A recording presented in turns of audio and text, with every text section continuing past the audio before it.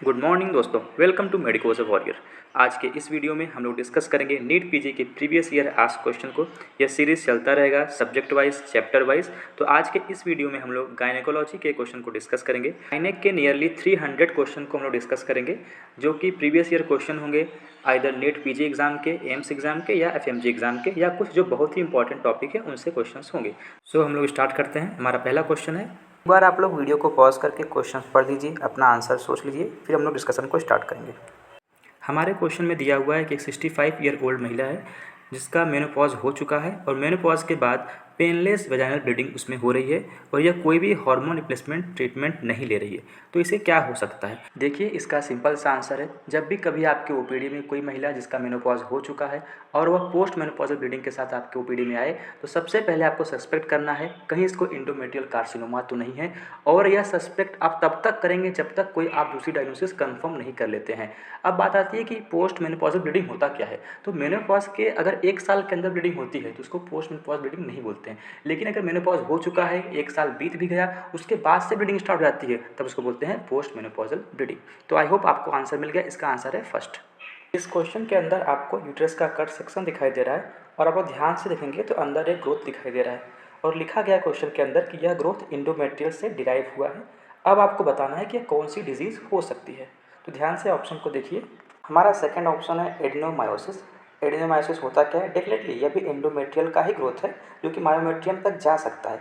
लेकिन ध्यान देने वाली बात यह है कि जब आप यूट्रस का कट सेक्शन करोगे तब वहाँ पे ट्रेबेक्युलेट दिखाई देगा, जो कि इस डायग्राम में नहीं दिखाई दे रहा है। मैं आपको ट्रेबेक्युलेट का डायग्राम दिखा देता हूँ। देखिए, यह इस तरह से दिखाई देगा एडेनोमायोसिस का कट सेक्शन, और इसमें यूट्रस का साइज इनलार्ज हो जाता है। फिर हमारा थर्ड ऑप्शन है एंडोमेट्रियोसिस। इसमें क्या होता है आपको पता है? जब एंडोमेट्रियल यूट्रस के अलावा और कहीं चली जाए, ओवरी में चली जाए, पेटोनियम में चली जाए, तब इसको बोलते हैं एंडोमेट्रियोसिस।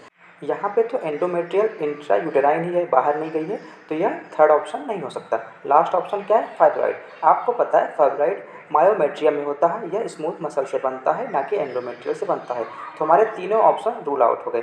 फर्स्ट ऑप्शन क्या था? Endometrial carcinoma. Definitely endometrial carcinoma endometrial के लाइनिंग से बनता है, यह ग्रोथ होता है जो कि इंट्रा यूटेराइन देखने को मिलता है। तो हमारा फर्स्ट ऑप्शन करेक्ट है। इस क्वेश्चन के थ्रू आपसे पूछना चाहते हैं कि एक फीमेल है जिसका एज 21 to 29 तक है, उसका हमें सर्वाइकल कैंसर का स्क्रीनिंग करना है, तो हमें कौन से मेथड का यूज़ करना चाहिए इस एज पे और कितने इंटरवल पे दोबारा हमें स्क्रीनिंग करनी चाहिए।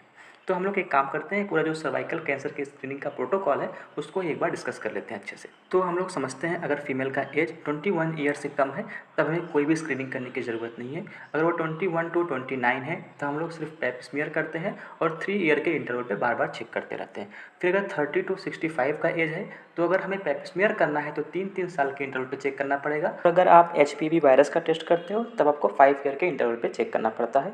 अगर पेशेंट का एज 65 ईयर से ज़्यादा है तब कोई भी स्क्रीनिंग की ज़रूरत नहीं पड़ती है, अनटिल कोई बहुत ज़्यादा रिस्क फैक्टर प्रेजेंट हो सर्वाइकल कैंसर का। इस क्वेश्चन में आपसे पूछना चाहते हैं कि आपके ओपीडी में एक कपल आता है जो कि 2 साल से प्रेगनेंसी का प्लान कर रहे हैं लेकिन कंसीव नहीं कर पा रहे हैं। तो आपने क्या किया? हस्बैंड के लिए सीमेन एनालिसिस लिखा और लेकिन रिपोर्ट आई, वो पूरी रिपोर्ट नॉर्मल थी। फीमेल का आपने ट्यूबल पेटेंसी चेक किया, वो भी पूरी तरह से नॉर्मल था। आपने देखा कि फॉलिकल्स अच्छे से ग्रोथ कर रहे हैं कि नहीं कर रहे हैं, वो भी नॉर्मल आया। हार्मोन चेक किया, वो भी नॉर्मल आया।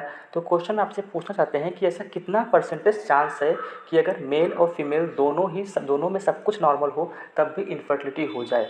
तो इसका सिंपल सा फैक्ट बेस्ड आंसर है 22 to 28% चांसेस ऐसा होता है। तो हमारे ऑप्शन में 25 दिया हुआ है, उससे हम लोग चूज़ करेंगे। इस क्वेश्चन में आपको बताया गया है कि आपके ओपीडी में 35 ईयर ओल्ड फीमेल आती है जिसके 2 बच्चे हैं। उसका सिम्टम है कि वेजाइनल डिस्चार्ज हो रहा है। आपने सर्विस को एग्जामिन किया, सर्विस बिल्कुल नॉर्मल थी। आपने डिस्चार्ज का टेस्ट किया तो वीफ टेस्ट पॉजिटिव आया। अब वीफ टेस्ट पॉजिटिव किस में आता है? तो हमें पता है ये बैक्टीरियल वेजिनोसिस में आता है।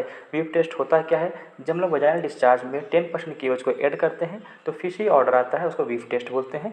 यह बैक्टीरियल वेजिनोसिस में देखने को मिलता है। अब बात करते हैं कि यह डिजीज़ होती कैसे है। तो लैक्टोबैसिलस की कमी के कारण जब वेजाइना का पीएच बढ़ जाता है तो उसमें जो बाकी बैक्टीरिया एनारोबिक बैक्टीरिया ग्रोथ करने लगते हैं, जैसे कि गार्डनेला ग्रोथ करने लगता है तो उन्हें बोलते हैं गार्डनेला वेजिनोलिस। तो इसकी वजह से यह बैक्टीरियल वेजिनोसिस होता है।